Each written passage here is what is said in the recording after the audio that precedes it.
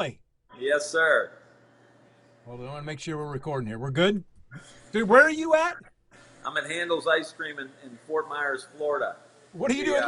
What are you we're doing doing there? we're doing debate prep here, and we found out there was a Handel's, so we're taking a break. Did you get something? Graham Central Station. Oh, Yeah, double scoop. Sorry. Had to do it. is that what you always get at Handles? Sometimes chocolate cake batter is probably my all-time favorite. Graham Central. I'm really like it all, but chocolate cake batter is my go-to. Okay. What are Yeah. you, speaking of debate prep, it's tomorrow night, right? Yes, sir. Where, Yep. where's the debate actually taking place? It's in Miami, Okay. and so we're a couple hours away, and we'll drive in tomorrow. What's debate prep been like? Well, I got 5 or 6 people, peppering me with questions, and really the key's trying to get it down to a minute. You have a minute to respond on some complicated issues, so you're trying to get it down to 1 minute answers, and it's some work, but it's been enjoyable. What do you hope to focus on tomorrow night? I mean, your time will be limited, I'm assuming, because there'll be 10 people on that stage. There'll Yeah, be a moderator, and moderators always like to talk. So, yeah. what will you focus on tomorrow? What will be the message you'll try to get out? A couple things. One is I want people to know, where I'm from. I think saying I'm from the Mahoning Valley and Northeast Ohio, I think gives everybody a picture that we're one of the forgotten communities, and there are a lot of other forgotten communities around the country. So letting people know that I'm from here. I know the challenges of deindustrialization, the opiate crisis, mental health crisis, all of these things that we're dealing with across the country. We're really the epicenter of a lot of that stuff, and that I understand that. But I also have a big vision on how we cut these workers back in on the deal in the country. For the longest time, we had a big middle class, and that's been eroded over the last 30 or 40 years. I think it's going to take somebody like from our area to actually fix those problems. What are you hoping that happens after tomorrow? Where do you move from there? Where's the campaign go?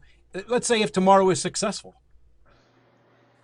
Well, you hope you get a little bump in the polls, and you get some momentum, and you raise some money, and you get going a little faster. You move into the second tier or first tier or whatever the case may be, but really make a splash, and you want people to say, "Hey, I like this guy." And with 20 some people in the race, it's not about jumping in the first place. It's about getting into that top tier and having a shot to win at the end. To me, that's ultimately what needs to happen. How's the campaign gone so far? It's been great. I mean, by all accounts, I don't think anybody would have expected we would make the debate stage, and yet here we are, which is a good first step for us. And, by all accounts, from all the, pundits and whatnot, they said the rollout was actually one of the best rollouts of all of the campaigns. So we're going to keep going, and we're getting some media. We did Trevor Noah and the CNN town hall, and now we're on the debate stage. So we're getting some attention, and it's tough. I mean, I'm from outside of Youngstown. I'm not from the coast. I'm not from New York or Boston or Silicon Valley. So we've got an uphill battle here. But I think the American people are really they like what they hear when they hear me talk. We just had a killer weekend in South Carolina. Where a lot of people were saying I gave the best speech out of all 20 people that were there on 2 different speeches, one on Friday night, one on Saturday. So we're getting people's attention. We just got to keep it going. Now, you can't just focus on the middle class. I mean, there's got to be other issues that you will delve into if you get a chance tomorrow. Where will you go with that?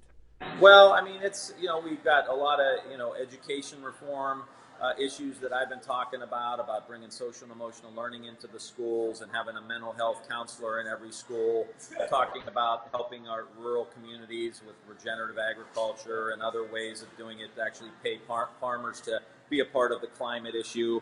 But really, Stan, it's going to be, in 6-7 minutes, I want people to know that I'm the guy who wants us to start building stuff in the United States again. Maybe not the old school manufacturing, maybe electric vehicles and batteries and solar panels and wind turbines, but putting people back to work making 30, 40, 50 bucks an hour like it used to be in this country. We can get there, but you need a president who's going to make it happen. You excited for tomorrow? Yeah. I get butterflies every now and again. It's like a big game.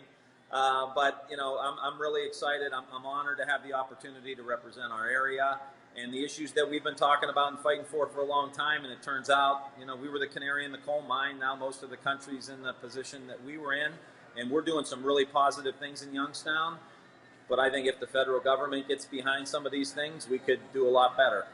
Before you leave, can you just show me, can you give me a shot of that handles down there? I want to see what it looks like. Can you just kind of pan the camera one way? Let's see what we got here. Does it look like every other handles you've ever been in?